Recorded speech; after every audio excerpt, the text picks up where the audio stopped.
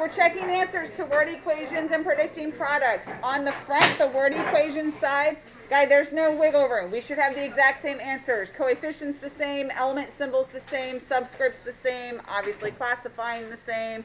So no wiggle room on the front. Let's start with that. Beginning with questions 1 through 4 on word equations. So check that out.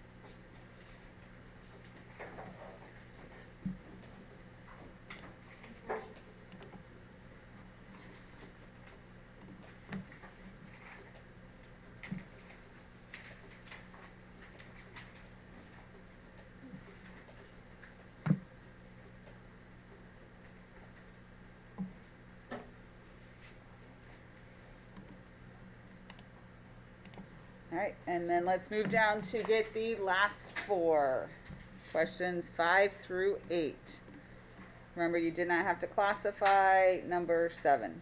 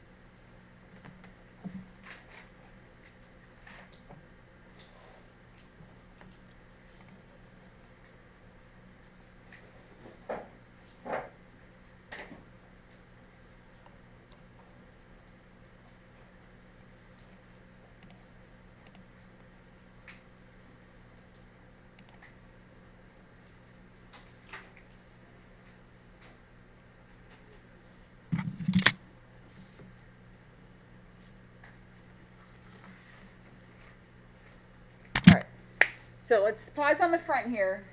What questions do we have on the front? Word equations turning formulas or names into formulas. Yes? For number 6, doesn't it make a difference if you need water, H or not? I do not have a preference for how it's written. Obviously for balancing, I prefer HOH, but if it were written in a textbook typed up, they would put H2O. That's not going to be a sticking point. That's why both were on the key. All right, other questions on the front.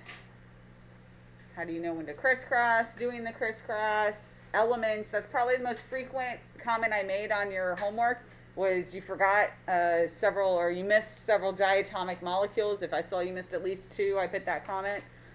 All right, didn't penalize, but you got to make sure those diatomics, like hydrogen, it changes your coefficients. It changes the whole balancing if you don't have the right subscript.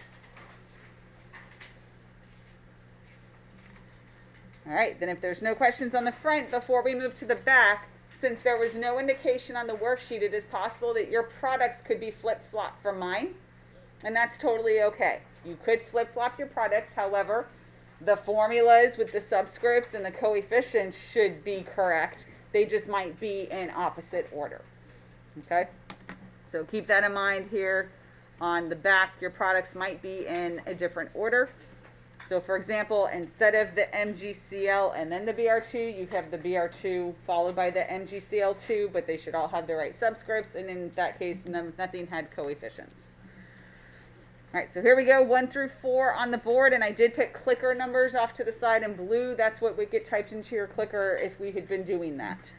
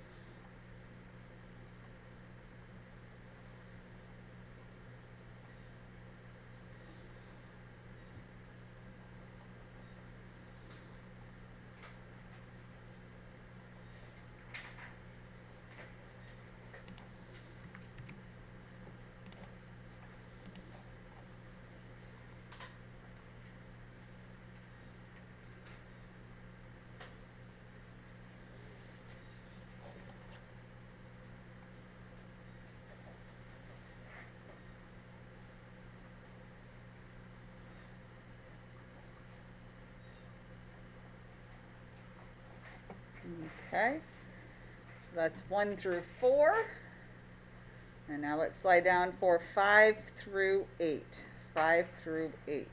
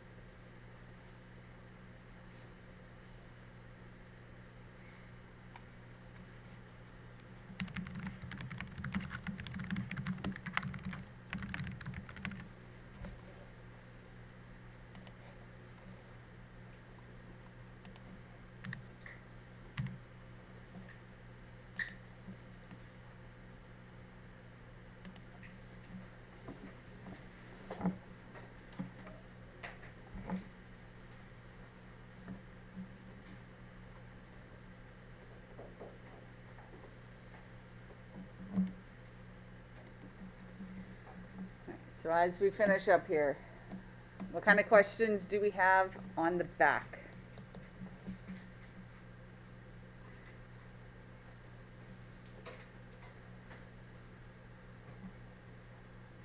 Again, especially this semester, we have a lot more things to do in terms of balancing and calculations. It's a matter of, if you don't have my same answer, not the end of the world, but do you understand either what you did wrong or why I did it the way I did it? That's what we're working towards right now, and now's the time to ask questions if you can't figure that out. For all transition metals, like whatever the charge is in the first part of the equation, is that the same second part? Yes, so a rule of thumb is that charges never change throughout the reaction. Subscripts can change depending on who you're crisscrossing with, but charges will not change. So yes, you are correct that in this case, if this is nickel 2 as a reactant, that's a positive 2 charge, it will remain nickel 2 as a product. But since in this case I was crisscrossing with chloride, that's why the subscript's not the same always on both sides. right? Because it's about making neutral compounds with who you're pairing up with. And if you switch partners, you might need to switch your subscripts to make it neutral again. All right, other questions on the back?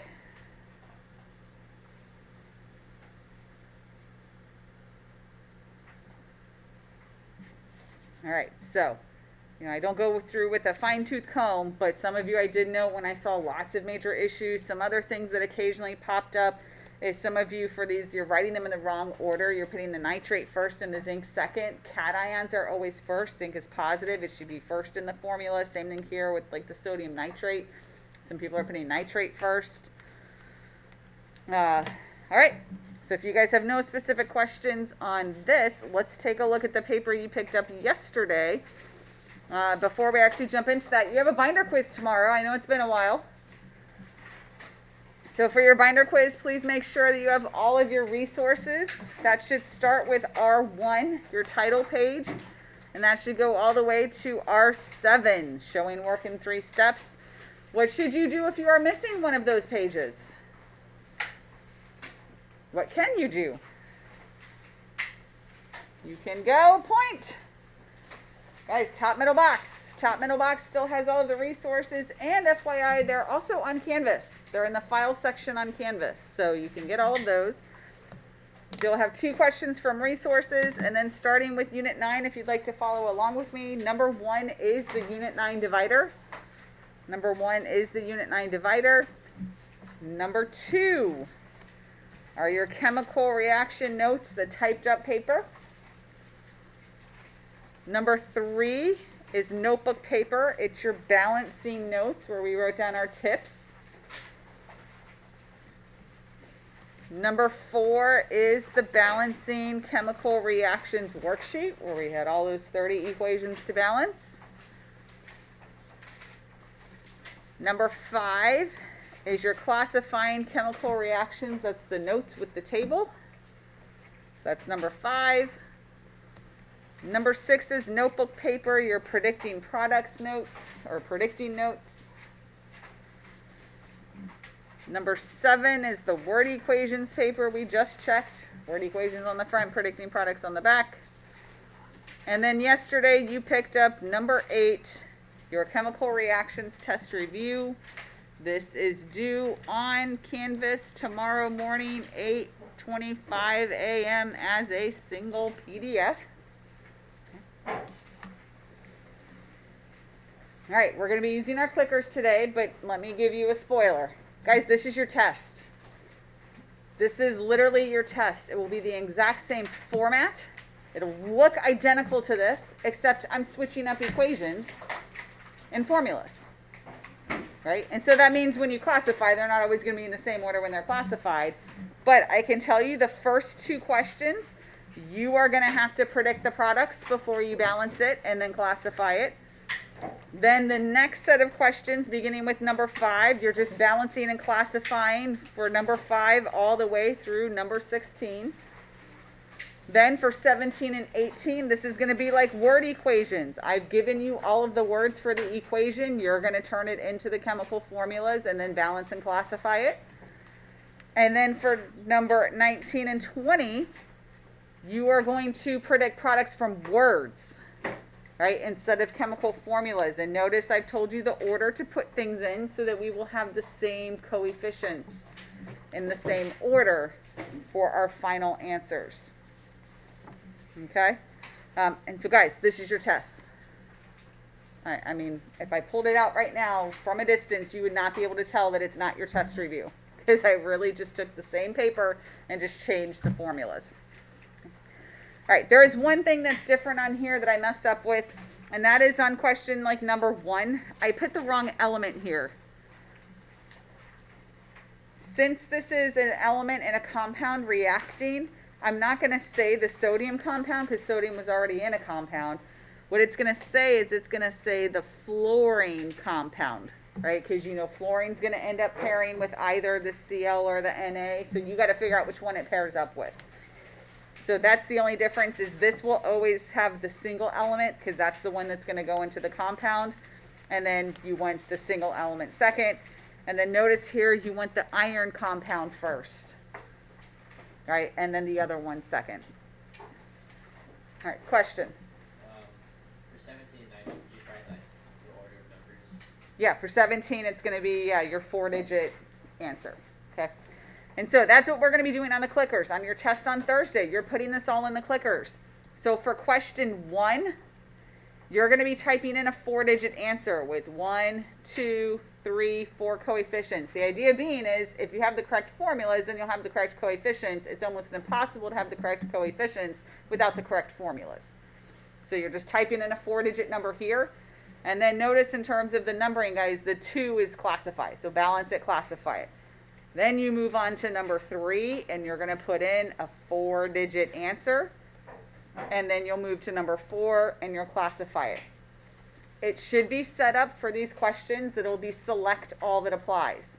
So if it qualifies as 2 of them, I can type A, B in my clicker, and then hit the check, right, to send it.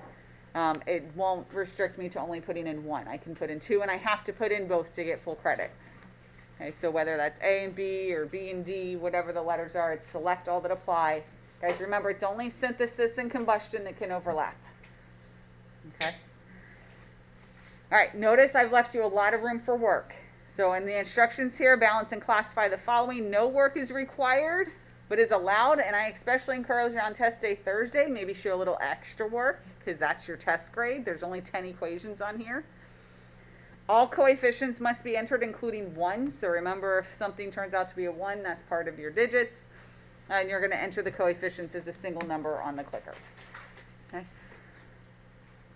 So the first 2 questions are the hardest, as well as the last question. So when you guys get your clickers, number 1, let me repeat, I've said it once before, using your clickers in class is not optional. It is a participation grade. So I had a student last period, never turned on their clicker. They're going to lose points. So turn on your clicker, use your clicker, and I would like you, especially at the beginning, to go in order with the first 4. Guys, I'm here. I'm the teacher. Those are the hardest ones. Don't save those for later when I'm not here to help you. Try to do them now so that you can ask questions and get help on them. Okay. I'll also say I think the last 2 are the hardest as well if you wanted to skip over to those. But other than that, make sure you get the first 4 done before you start moving on to anything else. Okay? Do you guys have any immediate questions for me right now on the test review? Okay, I know some people have already submitted it to Canvas. You can still go through here in a second and put your answers in the clicker to see if you got them right and fix them if they're wrong. Okay, but if you are done and you have all the answers correct on the clicker and you've sent your clicker, I am fine with you working on other stuff as long as you're done with my test review. Okay? All right, so with that, I'm going to leave you guys to work, and I'm going to wander around to help as needed. But like I said, make sure you're working on those first 2 equations, questions 1 through 4, so that we can help each other. You can get help to make sure that you're understanding how to do those. All right, but due Wednesday. Binder quiz tomorrow. Got it? Okay.